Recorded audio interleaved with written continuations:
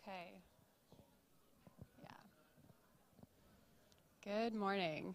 Can y'all hear me? This is on? Yeah? Okay, perfect. Thanks for coming this morning. I am excited to be here and excited to share. I think most, if not all of you know, my name is Kaelyn, and I went on a mission trip in November. So I went to the country of Niger. On medical missions. And so I'm going to just basically testify today about the things that the Lord did in me, did in the country. And it is truly a joy to get to share with all of you. There is just something about sharing these stories with other believers, particularly ones that came alongside me, supported me financially, encouraged me, that prayed for me. That all means so much. So I do want to just start by saying thank you. I know there are people in this room who very much played a big role in sending me, and the ones who were sending are just as important as the sent. And so I don't want to diminish that, and I know that the fruit of the stories I share, that will also be credited to those who are part of the story. So thank you to those who came alongside me. So so I had gone to Niger on, like I said, medical missions. So my work in the country was spent doing physiotherapy. So I'm a physiotherapist and I'm trained in pelvic health. And so I had spent my month working with women who have something called a fistula. And so I'll just kind of explain what that is at the get-go so that you understand before I go forward with stories. But basically it's an injury that happens during childbirth. And so so in Africa and parts of Africa, particularly rural Africa, they don't have access to proper medical care. And so these women often will give birth in their homes or in their huts. And what happens when baby gets stuck or if things aren't going as planned is baby just kind of sits on the bladder for an extended period of time. So these women may be in birth or in labor for like 3 to 7 days. And so baby gets stuck, sits on the bladder, and that pressure actually creates a hole in the bladder. And so these women often lose their babies. Typically the babies don't survive. And then they're left actually leaking urine and cannot stop it or control it. And so these women will come to a fistula center to get surgery. And there's a percentage of women, so the surgery is to close the hole. And there's a percentage of women that even after they have successful surgery they're still actually leaking urine and they still have problems. And so that is where pelvic floor physiotherapy comes into play to help these women with their incontinence. And so that is who I got to work with. So you can see on the map there, that is, so the country of Niger. I was in Danja, which is actually too small to be seen on a map, but I flew into the main city, Niamey, which I think you can see on that far corner there. And then I took a small plane from Niamey to Maradi, and then from Maradi, which you can see kind of on that bottom border there, I was about a 30-minute drive from Maradi. So this is in West Africa. And I do want to just touch a little bit about my journey, even just getting to that point, because I feel like that is really a lot of what I can testify about the faithfulness of God and just how that happened. So some of you might know I had done missions previously. So I had done something called the World Race, and that kind of happened, and then I ended up getting sent home early from that because of COVID. And so I came home from that. I was in a 2-week quarantine, and there was 2 things that the Lord made very clear in my life. One, that I would open a business, open a physiotherapy clinic, and 2, that I would go back out onto the mission field. And both of those things seemed wildly out of my reach, and the opening the clinic dream kind of played out really quickly. That just got rocking and rolling, and I kind of was like, how is this supposed to coexist with going back out onto the mission field? Because they seem like, one needs me here, one needs me there, but he had really just placed that seed in my heart to go back onto the mission field. And so about a year into running a business is when the Lord kind of put it on my heart to do medical missions specifically. And so I had been Googling different opportunities, not even suspecting that pelvic floor physio would be an option on the mission field. I knew deep down in my heart that was the thing that I deeply wanted to do. But I thought, you know what, I'll just do regular physio, and then if the Lord keeps putting pelvic floor physio on my heart on the mission field, I'll maybe pioneer something, because it's probably not a thing out there. And so with the Googling I had done, I got in touch with the organization called SIM, Serving in Mission. And I basically told them, like, hey, here's what I can do. I'm a physiotherapist. I'll happily do physio on the mission field. But if there's an open door for pelvic floor physio, that is the thing that I really would want to do. And so this organization had reached out to several different hospitals in Africa. And this one hospital, the one in Danja that I ended up being at, came back and said, we have been praying for a pelvic floor physiotherapist. How quickly can she get here?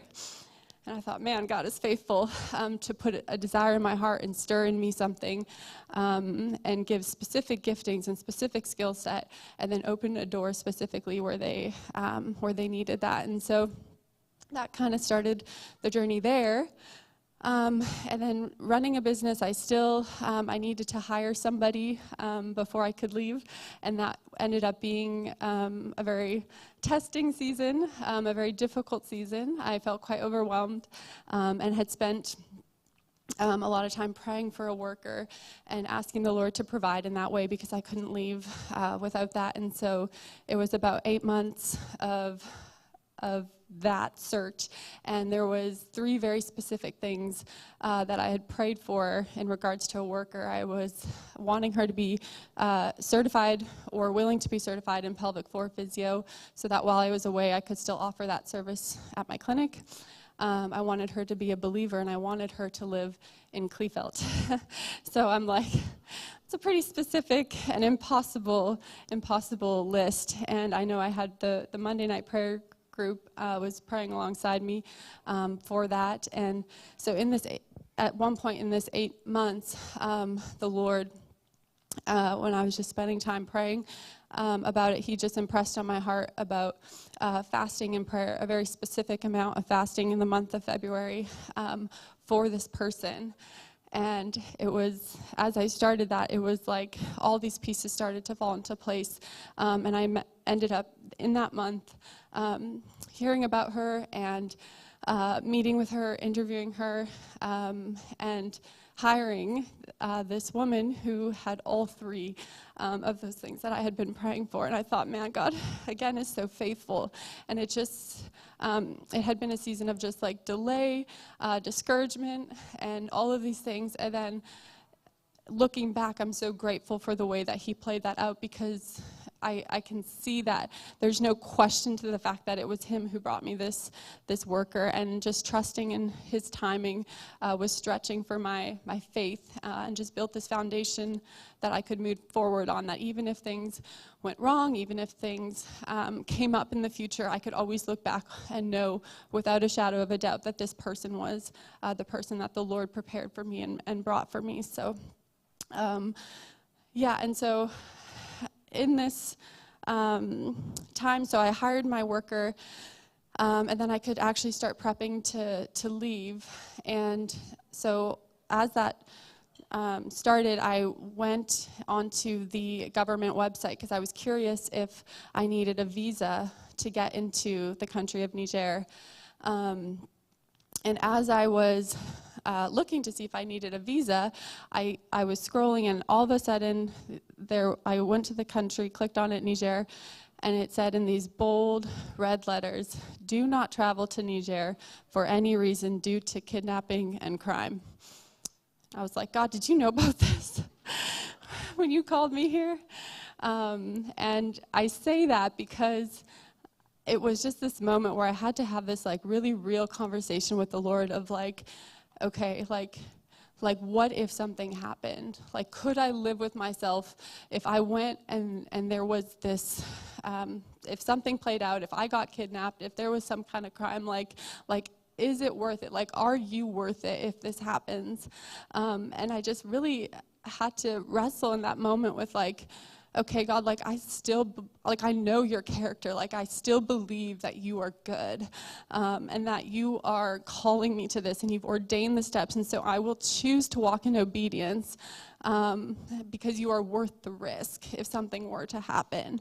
And that just seemed like a marking moment in this story. And I think there would be a Kaelyn that at one point in my life I wouldn't have been able to do that. And it again just like reminded me of like the fact that I have history with Jesus. Like, I've walked with him and I know him, and he's always been faithful. And so when I see something like this, I can trust that he's still going to be good, and I can still walk out in obedience and trust that he will be faithful. And so never after that moment wrestled with that. And I know Keith mentioned last week, we don't go to the mission field to be safe. We go to bring the gospel, and we go to advance his kingdom. And of course there's wisdom. Of course there's wise counsel. Of course there's putting things into place that minimize risk. But ultimately that obedience to Christ and what he's calling us into, that's the life that I desire to live. So yeah, we can go to the next slide there. Perfect. So this is a terrible photo, but I wanted to include it in this slide because traveling there, this was kind of my first like introduction to the country. So I landed, it was about midnight, it was late, there was some flight delays, and when I got to the country, I was like the last one to go through not security, what do you call that? Customs at the airport. It's like, I got off the plane, and by the time I went to the bathroom and came back out, like the whole plane was already in line for customs, and I'm like, did no one else have to go to the bathroom after the plane ride?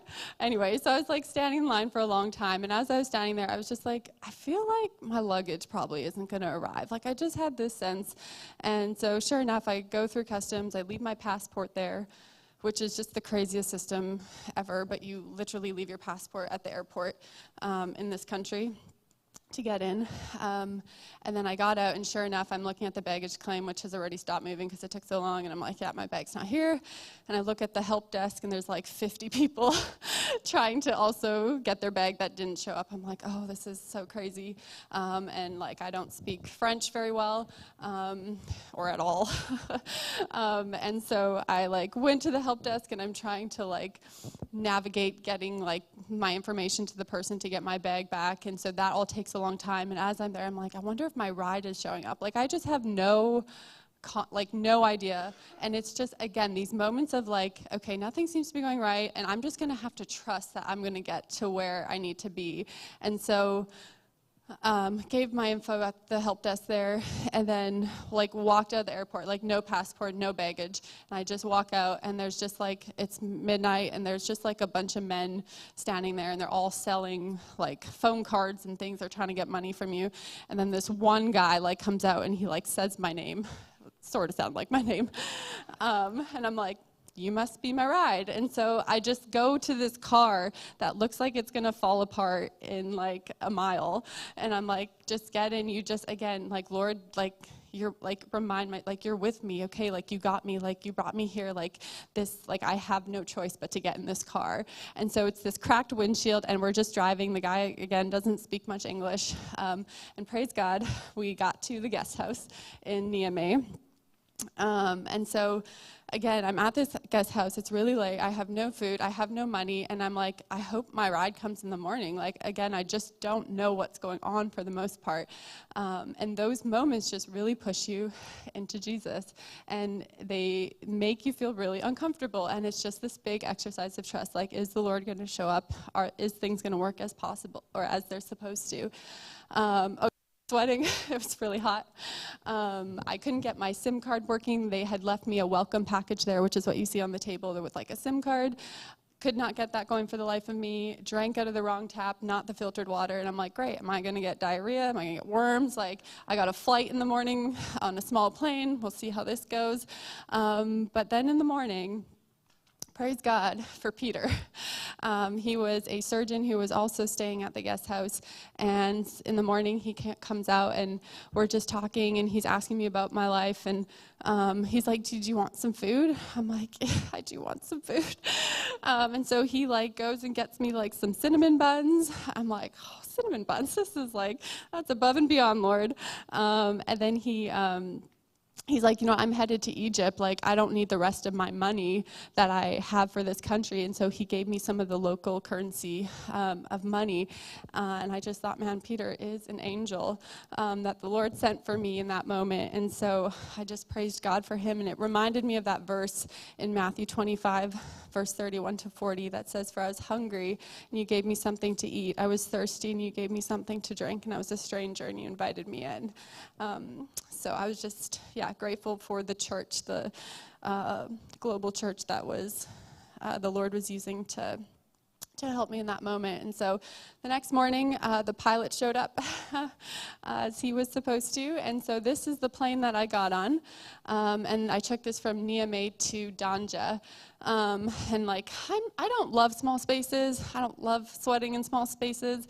And that was, again, just another thing, okay, Lord, you called me here. You knew I would have to do this. You knew, given my inadequacies, given my fears, given all of these things that I don't like about this moment, you still called me to it. And so it's uncomfortable, but you just, again, cling to Jesus. And that is such a gift because it builds intimacy with him. It builds relationship with him. And so got into this small plane. Kept wondering if we were going to go down because in my mind, small planes just are not reliable. I don't know. It's probably not accurate, but got in, made it to Danja, landed there. The ride that was supposed to pick me up there picked me up there, and then went to took the ride to Danja. And so this is where I stayed. So I was like, okay, these accommodations are way better than I was anticipating. I don't know why I always picture if I'm on the mission field, I'm going to be just in a bush somewhere with a shelter or a shack or something. But it was nice. So it was this house. It was connected to, it was a side-by-side house. So it was connected to another couple that was on the other side. And then that is my bed that I slept in. So it's not like a Serta mattress, but it did the trick. And you can see that there is a bug net that I had to put over it. So malaria is also very common out there, especially in the mosquitoes that are out at night or in the evening hours. And so the bug net was to protect from that. So that's where I slept every night. And then in my main living space in my house, there was this black strip that you can see on the photo on the wall. And a few days into my stay there, one of the guys that lived in the compound was like, "Oh, did you want some chalk? You can write on those black strips in your house." I was like, "Yes, I would love that." And that really was such a blessing to me because every day I would see that. And I put scripture on there that I could chew on for the month. And then I also put prayers on that wall. And so within that first week, I kind of had these 5 really specific prayers that I was praying. And I felt like they just helped me focus in on my purpose for the month and the things that I was believing for and trusting for. And I might touch on some of those as we go. But obviously praying for the fistula women for no more incontinence, that my work would be effective there. There's a man in a wheelchair that I think I'll get to be able to talk to if we have time that I was praying for. Just boldness to share with the people that I was with, and then effective training for the staff. So I was actually the actual physiotherapist there at the center, and a nurse who was the physio aide were the 2 people that I was training, so that even once I left, they could continue with the work that was happening there. And so that, and then I was praying also for direction just in my role in fistula work going forward. So so if we go to the next slide there, that is my walk to work. So the compound was about a 10-minute walk to the hospital, depending which skirt I had on. So some I had a little more stride length in, but that I like looking at this picture because when I look at that, I see a couple things. One of them being remembering my first day walking to the hospital and feeling so inadequate, thinking, what am I doing here? Like, I've never seen fistula. I've never worked with it. It's not really a thing in the West. And just, like, feeling bombarded with all of these lies of, like, who do you think you are? You're not good enough. You're not going to make an impact. And I had to be so intentional to acknowledge that those were lies from the enemy and reminding myself, okay, no, what does the Lord say about me? He's the one who brought me here. Of course, he's going to qualify me and help me in the places of my inadequacy.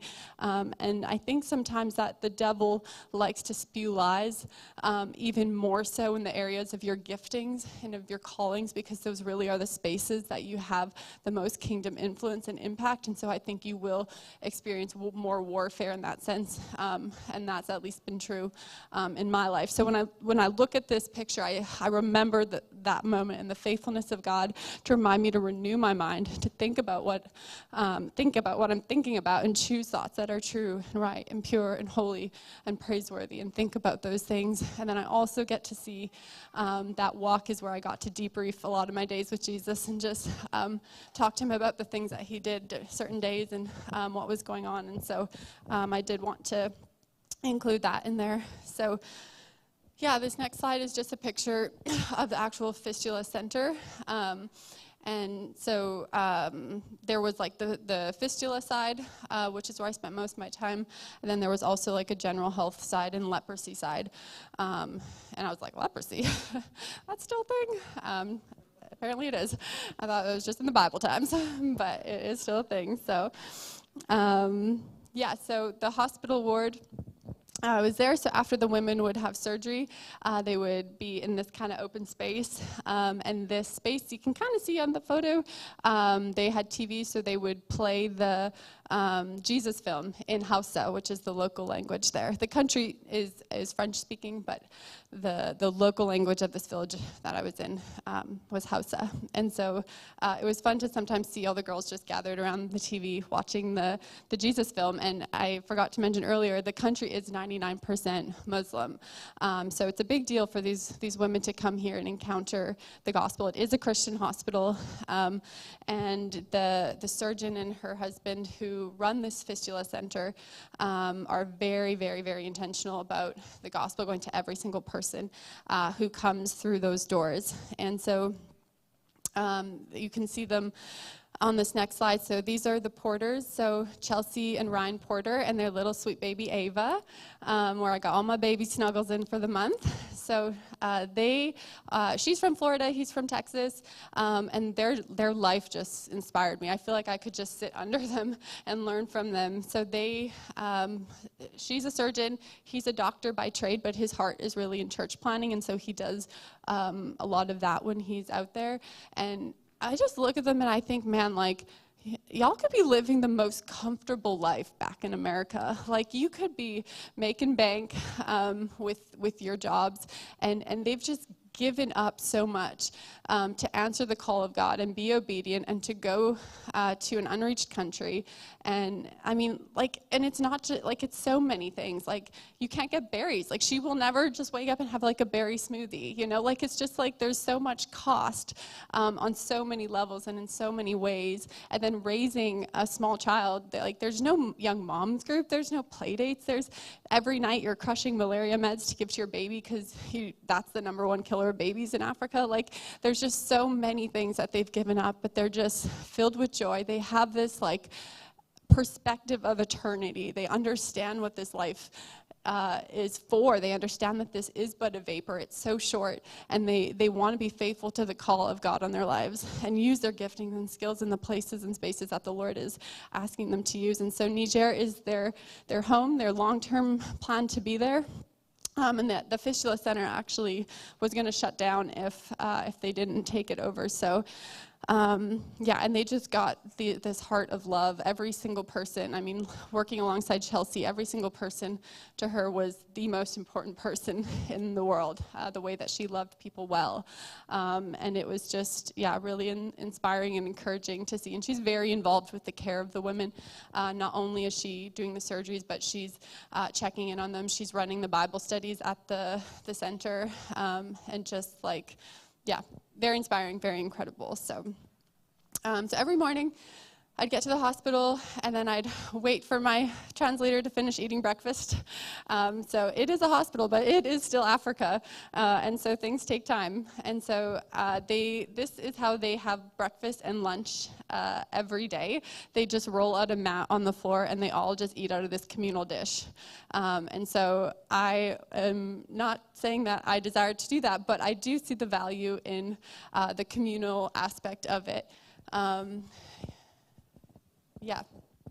So that was my morning. So I'd wait for my translator to be ready. So I had 2 translators. My first one was one of the nurses at the hospital who just happened to know English. And so I worked with her for the first part of the month. And then there was like an American surgical team that had come in. And so there was a lot of surgeries happening in the second part of the month. And so she was required in the OR.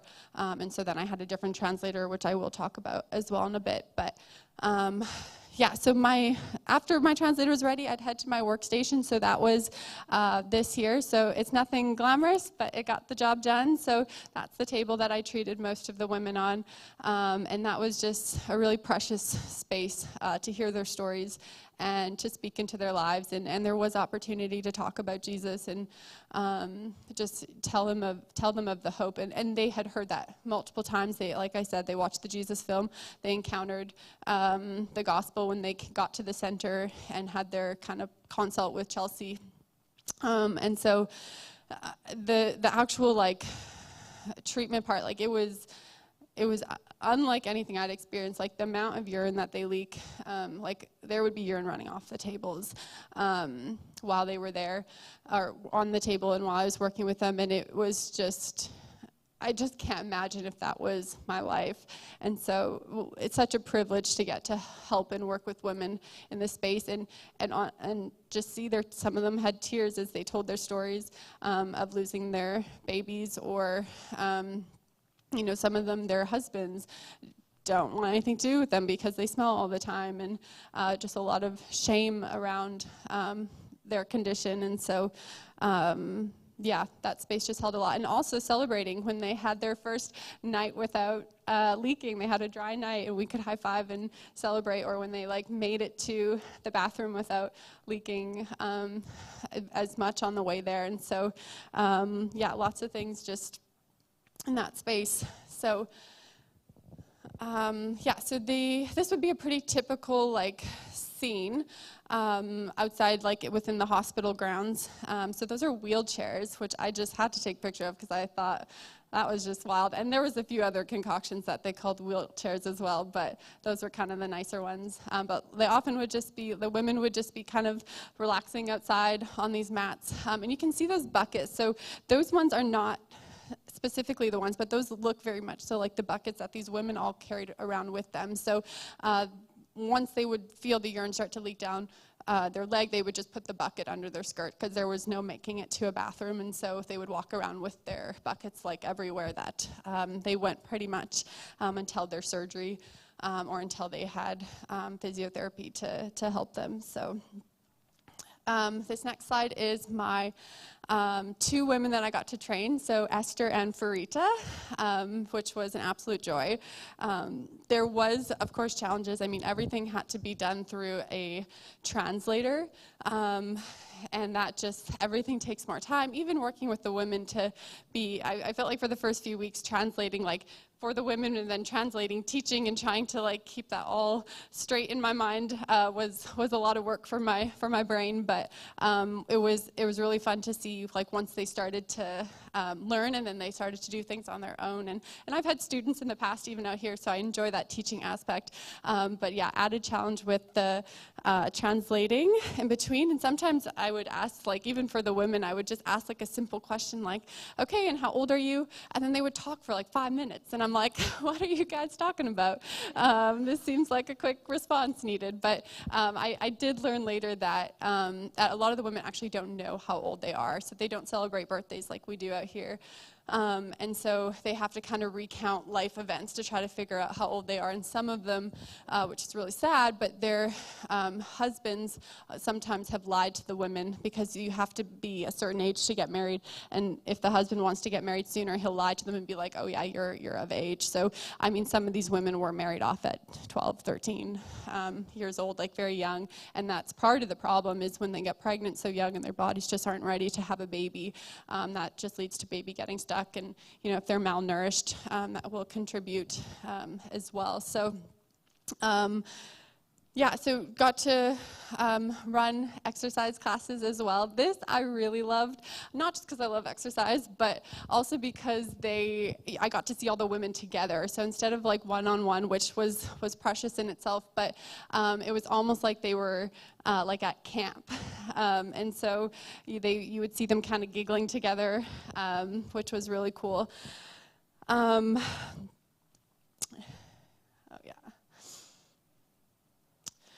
Oh yeah, then I think there's just, and even more exercise. So that was really fun. And then so I came up with this game that, because with incontinence, there's a lot of, or there's research that supports, you know, hip stability and strength plays into how much a woman is leaking. And so hip strength is something we wanted to work on. And so one of the things we did was actually just a single leg stance.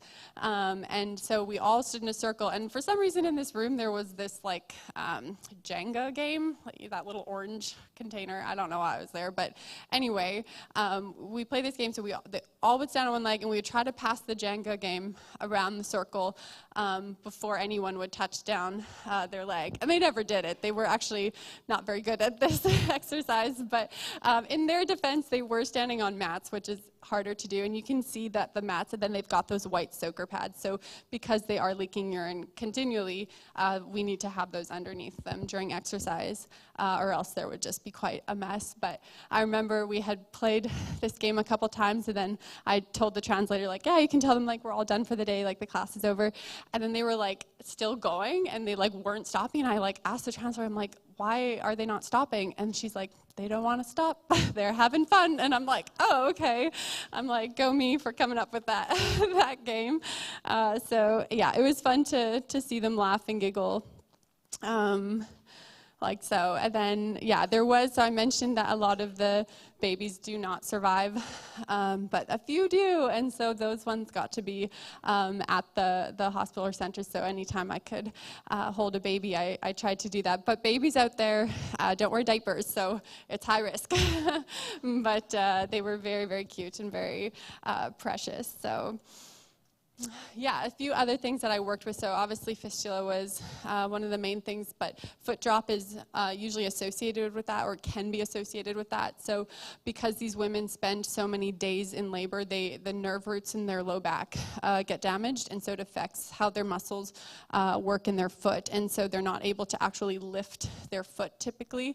And so if that persists, the foot will actually get a contracture, and it will stay in this kind of pointed position, and it obviously that affects the walk. So either they'll be kind of hip hiking as they're walking, or they'll have this like strange kind of toe gait that they do. And so working on their low back and tight muscles kind of throughout the left side, or whichever side that they have that on, hers is on her left, is something else that I got to work with. I also saw a lot of prolapse.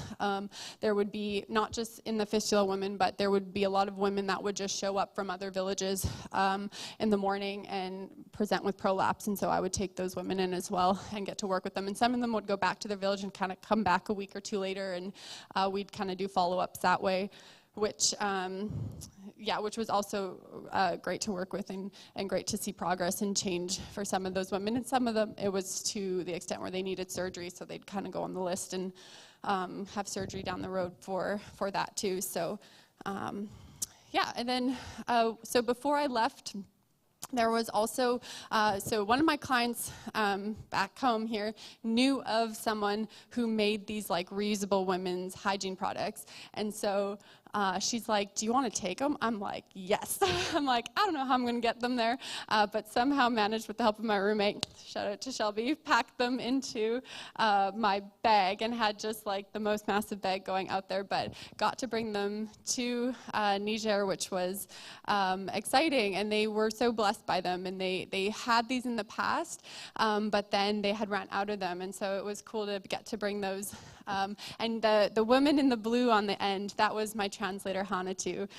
So she was, a delight to work with. I think her dad, when he was still alive, had also worked at the hospital as a preacher, like spiritual care, and would share the gospel with the women while he was there. So she kind of grew up and followed in her father's footsteps and stayed in the hospital and worked there, which was really neat. It was cool to hear of like stories of Christians, of locals, and many of those stories were like first generation believers where they grew up in Muslim homes, and they'd have this testimony of coming to know the Lord, which I always just felt so encouraged by. So this was the Bible study. Like I said, Chelsea, the surgeon, ran those.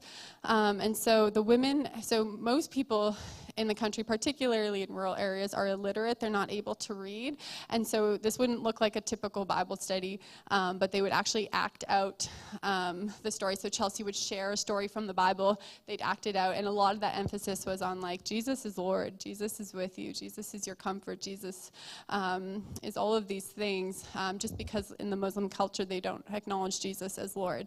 And so that is something that these women, it's hard to know how many of them take that and believe that, and it's hard for them because they go home to these Muslim families, and where they're very likely could be persecuted for what they believe, and if they have come to know Christ, and so it is a big deal for one of them to believe in their heart, but you just trust that the seeds being planted, that the Lord will grow that in their lives. And at these Bible studies is typically where they'd be given like a little chip to put in their phone. So most of them had some type of cell phone, and so it would be the audio Bible in their own language, in the language of Hausa, so that even if they go home, it's not like they were trying to hide a Bible, but they have this little chip that's a lot easier to hide. And I know Ryan, Chelsea's husband, was the one who kind of tediously would make these things, or does make these things, and puts them onto these little chips and hands them out. So like I said, very intentional about getting the gospel to these women. So oh yeah, then this next picture, you can see the one skirt, and I just wanted to include it. So this was taken at a Bible study, but it might be a little bit hard to see, but you can see that it's like soaked, that it's like wet, and that was like very common. Like if you walked around, that's typically what you would see. These women have wet skirts. So that's just like to show you a bit of the reality of what these women would deal with prior to getting surgery and getting help. And then, oh yeah, I just love the girls. And then in the background there, you can see my other translator. So her name is Maya Muna. She actually just messaged me this morning. She'll randomly do that. She's very sweet. And so she is someone that they had never worked with. She's on the next slide as well. So because my translator ended up in the OR, they reached out to this woman who absolutely blessed my life. What was really neat about her story is, so she grew up in a Muslim home, and the reason she became a Christian is because there was actually Canadian missionaries about 60 years ago that went to Niger, and it ended up sponsoring her. And so they actually lived with her and taught her schooling and told her about Jesus. And so she's a first-generation Christian. So she's in her 60s, and she's been widowed for just over, I think, 10 years or something like that. And she is just has this faith that I have just never seen before. Like, it's just such a solid faith. And she's like, you know, God is still using me, even though I'm a widow, even though, you know, whatever, fill in the blank with inadequacies and whatever. She's like, God is still using me. And she's got this prayer ministry. She's involved in a church. church. She fasts and prays and is so intentional with people, and just was very excited to work with a Canadian, given it was Canadians that led her to the Lord. And I just thought, man, God, that's so cool that like even way back when 60 years ago, when you like orchestrated this woman coming to know Jesus, like that story would intersect with mine at some point, and that I would get to meet her and be encouraged by her and strengthened by her. And I just, that divine orchestration of the Lord just has me undone. So yeah, was very encouraged by her. At the village, the women also got to partake in sewing classes and reading classes or literacy classes, so that when they go back to their village, so they typically would be at the center for about 2 months, depending if surgery was successful or not, and how their rehab was going. But about 2 months is pretty typical. And then if they have these skills to go home to, if they need a means of making money or getting income, then they at least have some type of skill set that they can do that. So yeah. And then, so this was the physio department, not the fistula side. So this was on that general health and leprosy side. And so not quite like the physio department out here, but again, got the job done. So at the end of my fistula day, once I finished up, if I had some extra time, I would make my way over here and saw so many things like leprosy so leprosy apparently is very treatable. I don't know, walking through the leprosy ward, I was like, don't breathe, don't look anywhere. Then I'm like, oh, it's treatable, okay. And so the problem is these people typically don't get help in time. So once they either get leprosy, they either can't access medical care, or they don't have the money to get there. They can't afford the taxi ride to the hospital, whatever it is. And so it gets really bad, and so they end up losing limbs. And so lots of amputations, missing fingers, missing legs, missing arms was very common. Lots of contractures, deformities, like the need was so immense. But one of the guys that came in there that I actually met on one of my first days, I call him my bonus patient because I didn't go out there to work with him. I went out there for fistula women, but he was someone that like I said, typically would see at either the start or the end of my day. And so when I met him, I got to the physio gym, and they had him on like a stationary bike, and they had like tied his foot to the pedal because he couldn't walk. He was in a wheelchair. They would his brothers were with him. They'd carry him places. He's actually a Nigerian, but he came up to Niger for the medical care. And so when I went to work with him, when I was just watching him, I'm like, I feel like maybe he can walk, but it's so hard because their charting is either non-existent or very poor. And so I knew that they had told me he had back surgery 10 months ago, and he was just starting physio, which I was like, 10 months, that's a long time to wait to start physio. But so I was like, is he not able to walk because of deconditioning, or is it like a neural thing? Is it that his nerve roots were damaged, or kind of what's causing that? And so, but when I looked at him, I was like, I feel like maybe he can walk. And so my first day working with him, I had given him some exercises, and before I left, I'm like, yeah, and I want to see you walk before I leave this month. And as I walked away, I'm like, man, God, I didn't even ask you about that. I didn't talk to you about that. Like, I don't even know what I'm saying. There's no chart record. Like, what is that? And so hence why he was on my prayer list at the start that I showed you, that I want to see this man walk, because that came out of my mouth. And so throughout the month, as I got to work with him, it was really neat because I would give him some exercises, and then the next day I'd come back and he was just like making gains and leaps and bounds, and he was like, he would come back, he would have so much joy. He's like, I can sit and my legs don't fall to the side. Like, I can support myself better, and all of these things. And we started to see this progress. And then I got really discouraged mid-month because he said, I'm out of money. I have to go home. I have to go back to Nigeria to get more money to pay for my hospital stay. I was like, oh, he's going to backtrack. This isn't good. Like, should have never put that on my prayer wall. Should have never done all these things, and that won't get answered. But when he came back, I was just amazed at, again, the strength gains that he had made, and that he was, again, so encouraged and just filled with hope. And I made sure to emphasize, like, hey, like, the Lord sent me here. Like, Jesus brought me from Canada to work for you. I mean, 10 months of not having physio, then you start the moment I arrive, like that divine orchestration. You can't explain that. And so on my last day at the hospital, I was walking to the hospital on that road you saw and talking to the Lord, and I'm like, I haven't seen him walk yet. And the Lord just put it in my mind, why don't you try walking with him? And I'm like, that's a good idea, God. And so I got into the physio gym, and I asked him, I said, hey, would you be comfortable if we tried to walk in the parallel bars today? And he said, yeah, like he was all for it. And so we got him set up. We had a chair behind and all the people around, and it was labored, and there was a lot of support required, but that man walked in the parallel bars from one end to the other. And I thought, man, God, you're so faithful. Like, you're so faithful. Like, the fact that I got there and he couldn't walk, he can move, and I was told when I got there, that man will never walk again. And I was like, well, it already came out of my mouth that he would. And so it was just like a joy to see the faithfulness of God. And he may never walk without support, but just to see that change in him and to tell him about Jesus and the hope, and then to see actual physical change was an absolute pleasure to be out there and doing that. So yeah, so the people within the compound were incredible. There was about 5 other couples that were staying there. And the thing that just really stuck out to me is that they were people from all over the world. I think I've got in here, we've got an admin worker from the U.S., a doctor from Greece, Bible translator from the U.S., an evangelist from Burkina Faso, a midwife from Romania, and then me, a physio from Canada.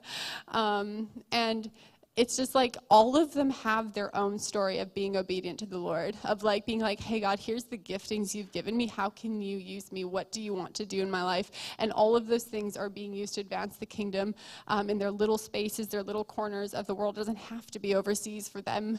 That is their story. But I was just undone at all of them. And even that translator, he and his wife had moved to Niger, and they had been there for 25 years, and he had been translating the Bible, or he is translating the Bible into the Fulani language. The Fulani people are an unreached people group in Niger, and this spring, he said they should be done the New Testament.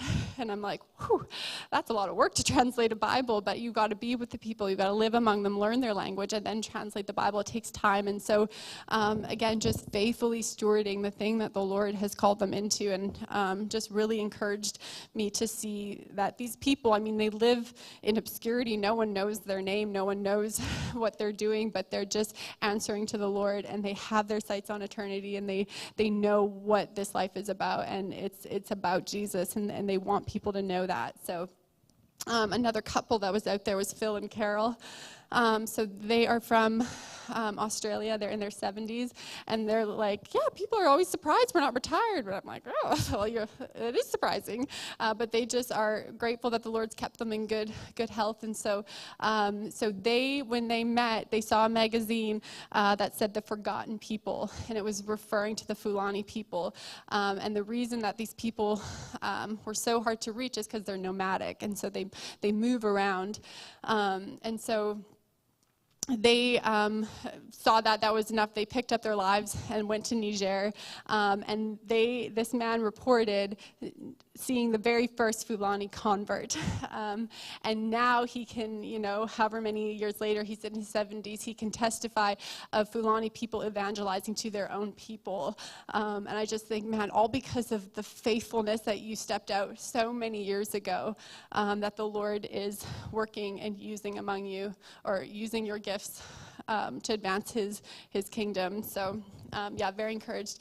Oh yeah, this is just a fun picture. I got a handmade dress by this woman from the local church, and I just fun little things like that. You're like, man, God, you're so kind for little things like that. So I thought that would be fun to throw in. This is the church, which I think is the most adorable building.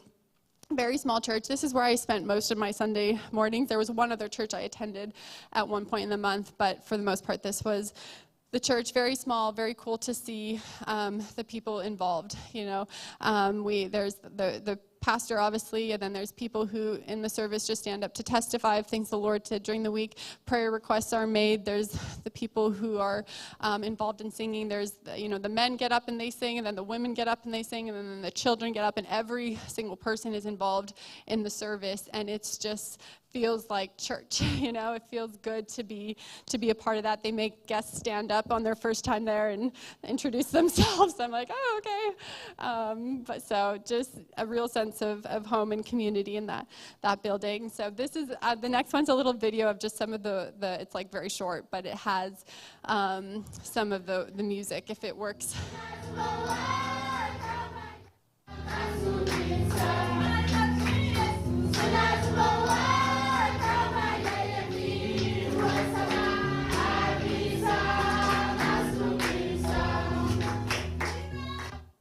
Yeah, so that was what I got to listen to every Sunday morning, and then some church kiddos.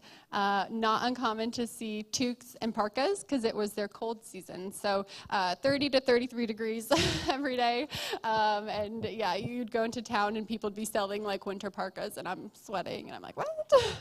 Oh yeah, then this is an after church selfie that we took. So the church was very close to the hospital, so these women came often to these church services, which again is just incredible. Like if their husbands were there, if their families were there, there's no way they'd be allowed to sit in on a Christian church service. So they just had the freedom to do that and to sit under Christian teaching, and so that was really neat. So that was walking home, I was like, selfie time. So they were pumped about that. Oh yeah, this is the cafeteria that I ate my lunch at every day at the hospital. And just one of those times, again, you're like, you just pray protection over that meal. You're like, Lord, let this sit well. Let it sustain me. And may I not be sick or on the toilet later, because it's just not what you would picture in a cafeteria back home. But that man faithfully made my lunch every day. And some days, I don't know what persuaded him to do it, but some days that rice was so spicy, and I'm like, okay, is he trying to set my mouth on fire today? And it wasn't consistent, but definitely, yeah, it was good. Oh yeah, marketplace. So there was, cats, dogs, and smells. And maybe typhoid fever, that's right. Everything had to be bleached. There would just be, stray dogs roaming around the produce, and, cats. And I walked through the meat market, and that is the closest I've ever come to vomiting from a smell. And it's just, again, one of those moments where I'm looking around in this busy market. I'm like, Lord, you either give me a space to throw up or you make this go away, but something's going to happen. And praise God, I didn't vomit. And again, just you talk to Jesus a whole lot when you're uncomfortable and in new spaces. So sights of Niger. There was so many crazy sights, y'all, that I could have picked, but there's just this guy's on his motorcycle with some dinner, found a bakery, and was every time I went into town, I'm like, hey, can we stop at that bakery? Because it was like pastries, which was great. Got a camel ride, which was really, really fun. Again, there was not much to do at the compound. The compound life is pretty quiet, but I did get to ride a camel, and I did play there was a tennis court there, so Chelsea and I played a little bit of tennis. We're just whipping through these because I realized we're out of time, but baby Ava, I figured she was worthy of her own slide, and then her nanny Ture in the middle there. So went on a walk, just again a typical site. That's the village kiddo there. Martha and I again on a walk, and then I think there's this picture, which is one of my favorites. We a little bit got lost, but when I got this photo, I was like, 100% worth it, 100% worth it. So praise God, we made it home as well. Just some sites in Marathi, a lot of poverty, really, really hard to look at, and just can't imagine like coming home to that, like that being my life. And so just a lot of perspective. A few of the sites, some funny looking sheep. That bird made me feel like I was really in Africa, because I'm pretty sure that's the same bird on The Lion King. I'm like, I am in Africa. There's a lot of oxen. Oh yeah, I think that's either crickets or grasshoppers. I didn't eat them, but that would be like a food for sale. Rice had bugs in it, had to freeze it before eating it. Gasoline for sale on the side of the road like that typically had water in it, probably. Not suggested to buy gas from those side vendors, but that was also a very common sight. And then that was my last day at the Fistula Center, just saying goodbye to the women and hanging out with them. And then maybe I'll end here. I've got 2 minutes. This next slide has a video of it. There was on Fridays is like the big prayer day for Muslims, and so they would. I went into town at noon on the one Friday, and it was just unreal to see the streets lined with them on their mats praying. And so this video on the next slide just shows the harvest. I think of that verse in Matthew that says that the workers are few, and I'm looking at this like, man, they are few. Like, Lord, send workers into your harvest. And so I had written that Matthew verse on that chalk piece in my house on that board, and then you can play the video. It might be a little bit hard to see, but that's basically, you see these people at that hour, wherever you are, you just sit on your mat, and you have to do your prayer at that time. And I can tell you there's no joy of the Lord on their faces as they're doing this. And it's just like, man, these people need to know that Jesus is Lord. And yeah, just like almost creepy watching that. But yeah. My flight home, 2 hours of just desert on the flight. But every now and then you'd see this little pocket of like a village. And I'd wonder who's telling them about Jesus. Like, who's going there? It's the middle of nowhere in this desert that these people live. Like, and this is like one little spot of one country. That's a whole other story. We're going to not go there today, but did get my passport back after a bit of craziness at a little women's play. If you're curious, you can ask me about it later. And then that was it. So thank you so much for listening. Again, it is a joy to share with you all. So thank you.